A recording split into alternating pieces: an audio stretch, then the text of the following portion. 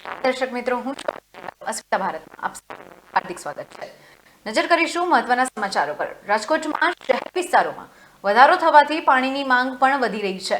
ભર ઉનાળામાં પાણીની તંગીની જે સ્થિતિ છે સર્જાતા વિસ્તાર માટે જૂન મહિના સુધી પાણીની વ્યવસ્થા કરવામાં આવી હોવાનો મહાનગરપાલિકા દ્વારા દાવો કરવામાં આવ્યો છે.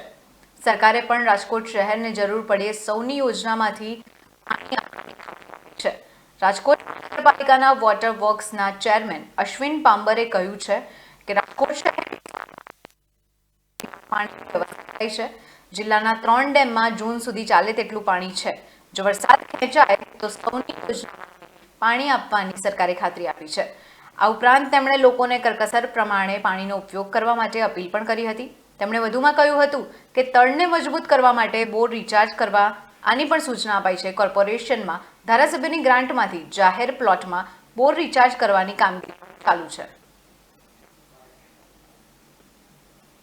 અશ્વિનભાઈ, વાત કરીએ ચોમાસાના લગભગ 1 મહિના જેટલો સમય વધ્યો છે, તો પાણીની કોર્પોરેશનની શું પરિસ્થિતિ છે? અત્યારે હાલ પરિસ્થિતિ રાજકોટની આપણે 3 જળાશયોની અંદર પૂરતો સ્ટોક છે.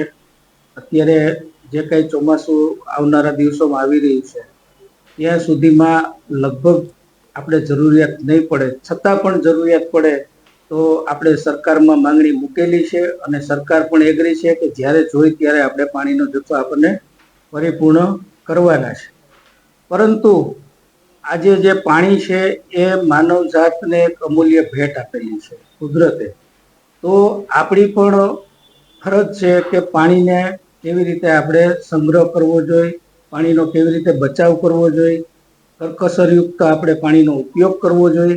કારણ કે પૃથ્વીની અંદર જે કાંઈ જીવસૃષ્ટિ છે એ પાણી વગર ચાલવાનું નથી. એટલા માટે થઈ અને ભવિષ્યમાં આવનારી જે કંઈ પૃથ્વી ઉપર જીવસૃષ્ટિ છે કે લોકો છે એના માટે થઈને આપણી ફરજ બને છે કે આપણે પાણીનો સંગ્રહ કરવો જોઈએ.